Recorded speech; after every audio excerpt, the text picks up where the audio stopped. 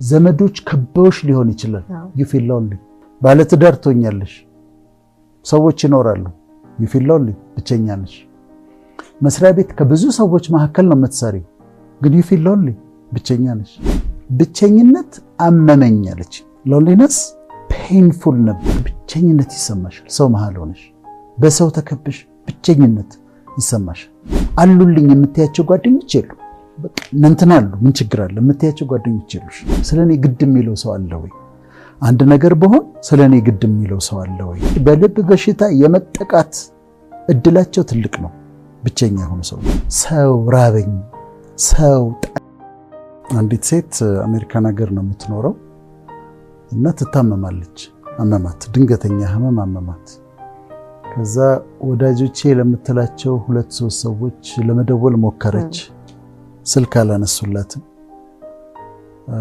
ከዛ ያረጋችው ምንድነው ለአምቡላንስ እንዲመጣላት ደወለች 911 ደወለች 911 ደውይ ይመጣል ፖሊስም አምቡላንስም ይመጣል ያንን አደረገች አምቡላንስ መጣ ወሰዳት የደወለችላቸው ሰዎች መልሰው አልደወሉላትም ስልኳን አልመለሱም አምቡላንስ ወሰዳት ሆስፒታል ገባች ሰርጀሪ ያስፈልጋት ነበር ሰርጀሪውን ተሰራች ሰርጀሪ ሰሩላት ከዛ እስክታገግም ድረስ መቆየት ነበረባት ሆስፒታል ውስጥ 10 ቀን ቆየች ማንንም አልጠየቃትም ማንንም አልፈልጋትም 10 ቀን ብቻዋን ያው በነርሶቹ አስተማሚነት ነርሶቹ አስተማዋት ጨርሳ 10 ቀን ማንንም አልደወለም ማንንም አልመጣም ከዛ ከሆስፒታል ወጣ በአምቡላንስ እንደገና ቤቷ ደረሷት ቤቷም ደግሞ እንትን አዘውላት ይሄ የመጣች ትሪት የምታረጋት ነርስ አዘውላት የመጣች ያያየቻት መድኃኒት እየሰጠቻት ምን ይያለች እሷ ደግሞ ወሪለችበት እሷ ተንፏቃ ተነሳ ራስዋን አስታማ ዳነች አንድም ሰው አልመጣም አንድም ሰው አላያትም እና ይሄን ስታስቢ ለምንድነው ብቸኛ ምን ሆነው ብለሽ ታያለሽ ለምንድነው ሰው የሌለን does anybody care who cares does anybody care ስለኔ ግድ የሚለው ሰው አለ ወይ አንድ ነገር በሆን ስለኔ ግድ የሚለው ሰው አለ ወይ እና በጣም ነው ልቤ የተነካው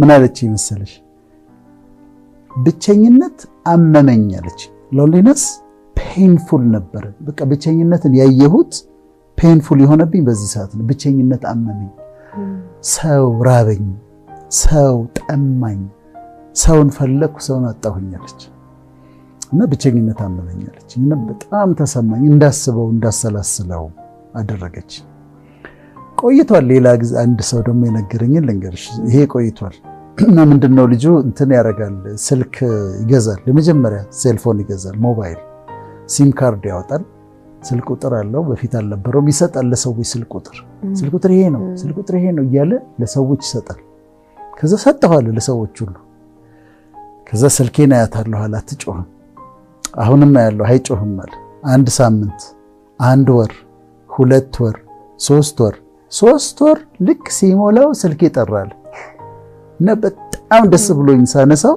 የተሳሳተ ቁጥር ነው እና ግን እኔ ብሞት እንኳን በቃ የሚፈልገኝ ሰው የለም ማለት ለዘመዶቼ ነው እኮ ስልኬን የሰጠሁታል ማንም ሰው አይደውልም እኔ ጋር 3 ወር ሙሉ ጠብቄ አንድ ያገኘሁት ሮንግ ስህተት ነበረ እና አንዳንዴ ይሄ ብቸኝነት ጉዳይ አሁን ኤፒደሚክ ነው ተብሏል በጣም ሲሪየስ ዓለም አቀፍ ችግር ነው ተብሏልና ልክ እንደ ማሌሪያ ኤፒደሚክ ሆነ እንደ ኤፒደሚክ ይባላል አይደል ልክ እንደሱ እንደ ወረርሽኝ የብቸኝነት እንትን እንደ ወረርሽኝ እየታየ ነው አሁን ምንድነው ብቸኝነት የሚለውን ሐሳብ እንያዝና ብቸኝነት 3 አይነት አለ ብቸኝነት በ3 ተከፋፍያለሽ አሁን ትልቅ ችግር ነው ብለናል ግን ጥሩ የሆነ ብቸኝነት ደግሞ አለ የመጀመሪያው ብቸኝነት ሶሊቲዩድ የሚባለው ነው ቮለንተሪ ሶሊቲዩድ ነው ሆም ብለሽ የምታረጊው አስበሽበት የምታረጊው ብቻዬን ጊዜ ማሳለፍ ፈልጋለሁ ብለሽ የምታረጊው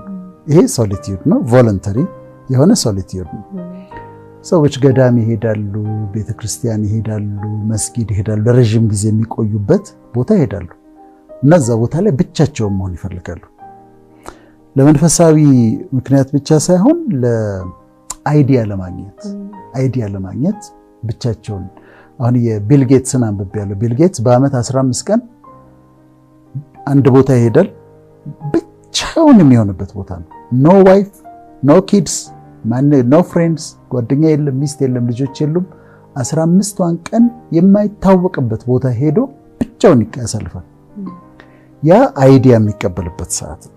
ሐሳብ የሚቀበልበት ሰዓት ነው። ብቻውን ሆኖ የሚያሰላስልበት ሜዲቴት የሚያደርግበት ጊዜ ነው። ስለዚህ አይዲያ ለማግኘት አዳዲስ ሐሳቦችን ለማግኘት አንዳንዴ ብቻሽን የምትሆኝበት አለ። መርጠሽ ነው የምታረጊው። ለመንፈሳዊ ምክንያት ለመጸለይ፣ ሜዲቴት ለማድረግ፣ ኮንተምፕሌት ለማድረግ ብቻሽን ትሆኛለሽ። እኔም ባለፈው ኢየሩሳሌም ሄጄ ነበር። ኢየሩሳሌም ሲሄድ ግን አስጎብኚ አልፈለኩኝም። እንትን ያነበብኩ ምክንያቱም ብቻዬን መሆን የፈለኩት፣ መጸለይ ነው የፈለኩት፣ ማሰላሰል ነው የፈለኩት፣ ሜዲቴት ማድረግ ነው የፈለኩትና ሆም ብለሽ ሰዎች ገዳማት ይሄዳሉ፣ ለጸሎት ይሄዳሉ፣ ለሜዲቴሽን ይሄዳሉ። በካቶሊሲዝም ደግሞ ኮንተምፕሌሽን የሚባል በጣም ወደው ነገር አለ። በካቶሊኮች ኮንተምፕሌሽን ማለት የኛው ኮንተምፕሌሽን አለ ሌላ ትርጉም ያለው፣ ይሄኛው ኮንተምፕሌሽን ግን ብቻሽን ሆነሽ you open up ራስሽን ለፈጣሪ ተከፍቻለሽ። ከዛ የሱ ፕሬዘንስ ኢንቬድ እንዲያረግሽ፣ የሱ መገኘት እንዲወርስሽ፣ ሐሳብሽን እንዲገዛ እንዲቆጣጠርሽ የምትፈቅጂበት ሰዓት ነው። ጥሞና ጊዜ ሆኖ ይለያል። ይሄ በፈጣሪ በእግዚአብሔር ፕሬዘንስ ውስጥ ሆነው ራሳቸውን ኦፕን አፕ አድርገው ሐሳባቸውን እንዲቆጣጠር ድምጹን እንዲሰሙ የሚያረጉበት ሂደት ነው። ስለዚህ ይሄኛው ሶሊቲዩድ አለ። ይሄኛው ሶሊቲዩድ በጣም ይወደድ ነው። ይሄኛው የብቸኝነት አይነት የሚፈልግ ነው። ፒካሶ ብቸኛ ነበር። ሞዛርት ብቸኛ ነበር። ቅዱስ መጽሐፍ ላይ እነ ኤልያስ፣ ኤልሳ፣ ሙሴ በጣም ብቸኞች ነበሩ። ማለት የብቻቸውን ጊዜ ይወስዱ ነበር። ብቻቸውን ይሄ የሚያስፈልግ ትላልቅ ሐሳቦችን ማሰብ የምትፈልጊ ከሆነ እና ከፈጣሪ ጋር ደግሞ ጥሩ ግንኙነት እንዲኖርሽ የምትፈልጊ ከሆነ ሆም ብለሽ የምታረጊው የብቸኝነት ጊዜ ነው። እኔ አረጋዋለሁ። በጣም ብዙ የብቸኝነት ጊዜ አሳልፋለሁ ሆም ብዬ የማረገው።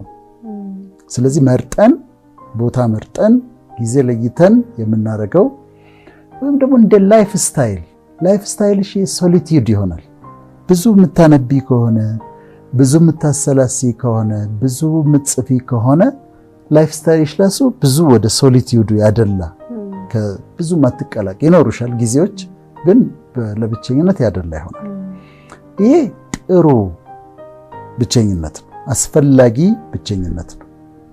ሁለተኛው ግን አሎንነስ ነው። you are alone, you are by yourself። ይሄ ነው ሰው የለኝም የምትይው። እውነትም ሰው የለሽም። ሰው የሚያዋራሽ ሰው የለም፣ የሚደውልልሽ ሰው የለም፣ ሻይን ጠጣ የሚልሽ ሰው የለም፣ ምሳ እንብላ የሚልሽ ሰው የለም፣ ብትታመሚ የምትደውይለት ሰው የለሽም። ይሄ አሎንነስ ነው። በጣም ባይተዋርነት፣ ከሰው መለየት፣ የሰው ረሃብ፣ የሰው ጥማት። የምትመኪበት ባለስልጣን የለም፣ የምትመኪበት ባለሀብት የለም። አሉልኝ የምትያቸው ጓደኞች የሉ። በቃ እንትን አሉ፣ ምን ችግር አለ የምትያቸው ጓደኞች የሉሽ። እና ይሄ ዘመዶች ይኖርሻል፣ ግን የሚደርሱልሽ አይነት ዘመዶች አይሆኑም። በተለያየ ምክንያት ላይፈልጉሽ ይችላሉ። ይሄ አሎንነስ ነው። ይሄ ትልቅ ችግር ነው ለብቻው። ይሄ የቅድሙ ሶሊቲዩድ በምርጫ ነው። አሎንነስ ሰው የለኝም፣ በቃ ሰው የለኝም የምትይው ነው። የሚደርስልኝ ሰው የለኝም የምትይው ነው። ሶስተኛው ግን አለ። ሶስተኛው ነው አሁን ኤፒደሚክ የተባለው ሶስተኛው ነው። እሱ ምንድነው? ሎንሊነስ ነው። አሁን ምንድነው ይሄ ነው? ሶሊቲዩድ አየን፣ አሎንነስ አየን። ይሄኛው ሎንሊነስ ነው። ሎንሊነስ ፊሊንግ ነው፣ ስሜት ነው። ኢትስ ዩር ፊሊንግ። የሰው መኖር አለመኖር አይደለም። ዘመዶች ከበውሽ ሊሆን ይችላል። you feel lonely ፊሊንግ ስለሆነ ባለትዳር ትሆኛለሽ፣ ሰዎች ይኖራሉ። you feel lonely ብቸኛ ነሽ። መስሪያ ቤት ከብዙ ሰዎች መካከል ነው የምትሰሪው፣ ግን you feel lonely ብቸኛ ነሽ። ፊሊንግ ነው፣ ውስጣዊ ስሜት ነው። እና ይሄ ነው አሁን እንደ ህመም እየታየ ያለው የብቸኝነት ስሜት፣ የባይተዋርነት ስሜት፣ የመጠቃት ስሜት፣ ብቻ የመሆን ስሜት ሎንሊነስ ተብሎ ኤፒደሚክ ነው። አሁን ዓለም አቀፍ ችግር ነው እየተባለ ያለው ይሄኛው ስሜት ነው።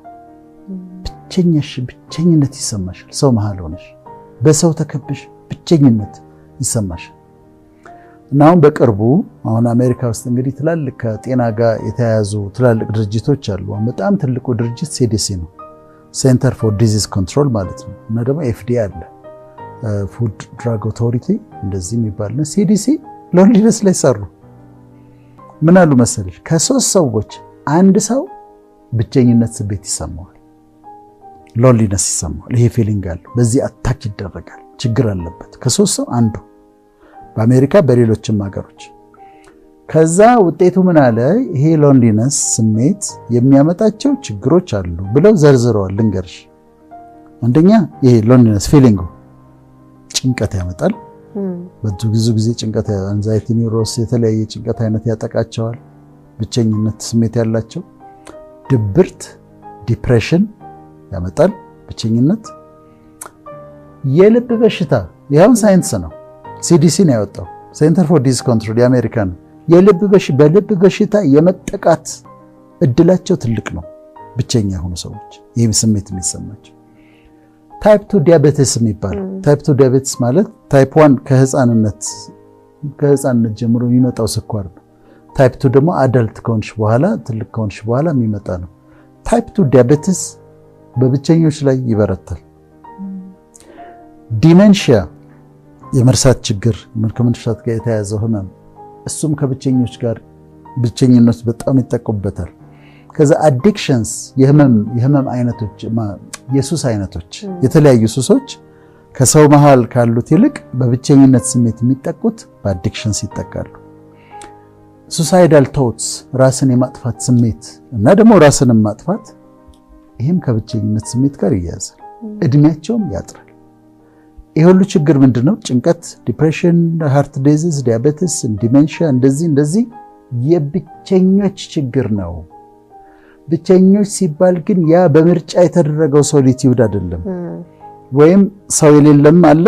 ግን ፊሊንጉ ብቸኝነት የሚሰማቸው ባይተዋርነት የሚሰማቸው ሰዎች በእነዚህ ይጠቃሉ ተብሎ CDC አውጥቷል። ስለዚህ ልንነጋገርበት የሚገባ ነው ማለት ነው። ብቸኝነት እንደ ችግር አንስተን ልናወራው የሚገባ ነው።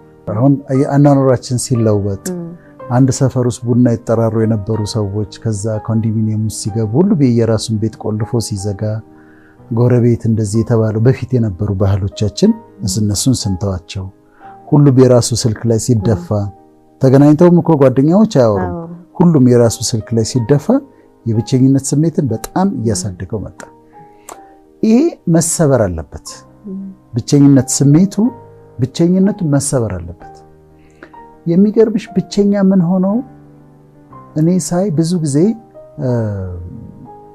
ሰው ክላስ የሚባለው ነገር በቃ ልክ እንደኔ የሆነ ሰዎች ይላሉ። በቃ ሀብታሞች ከሆኑ ከሀብታሞች ጋር፣ ምሁራን ከሆኑ ከምሁራን ጋር፣ ዝነኞች ከሆኑ ከዝነኞች ጋር የመዋል ነገር፣ እሱ ነገር ብቸኝነትን ያባብሳል እንጂ የሚወዱን ስለኛ ግድ የሚላቸው ሰዎች አሉ። እኔ አንዴ ተገረምኩበትን ከቢሮ ወጣለሁ። ከቢሮ ስወጣ ትንሽ አደገኛ የሚመስሉ 2-3 ወጣቶች ጠብደል የሆኑ እንትን ያሉ ይመጣሉ። እኔ ወደ መኪና ልመጣ ስል ይመጣሉ ወደኔ እና እኔም አይቻቸዋለሁ፣ ግን ምንም አደጋ አልታየኝም። ቢሮ አካባቢ ያሉ ወጣቶች ግን አዩአቸው። ከዛ ዴኬም መጡና ክብ ሰሩና ቆሙ። ምንድነው አላቸው። ወደኔ ሲመጡ አመጣጣቸውን አይተዋል። እነዚህ እዛ ቢሮ አካባቢ ያሉ ልጆች ግን መጡ እና ምንድነው አላቸው። እነዚህ ልጆች እኮ ሰላም አላቸው የሆነ ሰው ስለምን መርጥ ነው። ጎረቤቶቻችንን አስበያቸው። ቢያመኝ መተው በቃ ምናምን ብለው ጉድ ብለው እናቶች በሌላ ጊዜ ሰላም አላቸው እናቶች መተው ጉድ ብለው ምናምን ሽሮ ሰርተው ፍትፍት ሰርተው አብልተውኝ ይሄዳሉ። ሐዘን ሲደርስብሽ ነው የምታያቸው። ሰላም ያላልሻቸው እናቶች ጎረቤቶችሽ ነጠላቸውን አዘቅዝቀው መተው ሲያለቅሱ ስታያቸው እነዚህ ሰዎች ያውቁኛል እንዴ ብለሽ እስክትይ ድረስ ሰው ስለምን መርጥ ነው እንጂ ሰው ስለሌለ አይደለም። አሁን ባለፈው ነው ቢሾፍቱ ስልጠና ላይ የነበርኩ ጊዜ ይሄ ጓደኞቼ ምናምን ምላቸው ሰዎች የጠፋህ ምናምን ብለው አልደውሉልኝ። ግን የመስሪያ ቤት ጋር ቢሮ የምውልበት ጋር የጥበቃዎች አለቃ አለ፣ ሱልጣን ይባላል፣ ሙስሊም ነው። ከዛ ደጋግሞ ይደውላል። 3 ቀን 4 ቀን ሲያጠኝ ደጋግሞ ይደውላል። ከዛ አነሳሁለት። ምን ሆነሃል ሱልጣን? የት ሄደህ ነው ዶክተር? ምን ሆነህ ነው? እኔ እኮ ችግር የገጠመህ አንድ ነገር እኮ ያደረጉ መስሎ ከልቡ ነው። አንድ ነገር እኮ ያደረጉ መስሎኝ ነው እንዴ? እኔ እኮ አስቤ ነው። ከዛ ቆምኩና አሰብኩኝ። አሁን ሱልጣን ለምንድን ነው ስለኔ የሚያስበው? አየሽ ሰዎች አሉ። ችግራችን ሰው ስለምንመርጥ። ስለዚህ ስለኔ የሚያስብልኝ ሰው አለ ወይ? ግድ የሚለው ሰው አለ ወይ? ብንካልን አለ። ግን ስለማናቀርባቸው በክላስ ምንን የሚመስል የሆነ የራሳችን ክራይቴሪያ ስለምናወጣ ነው እንጂ ሰውን ይጠቀማል።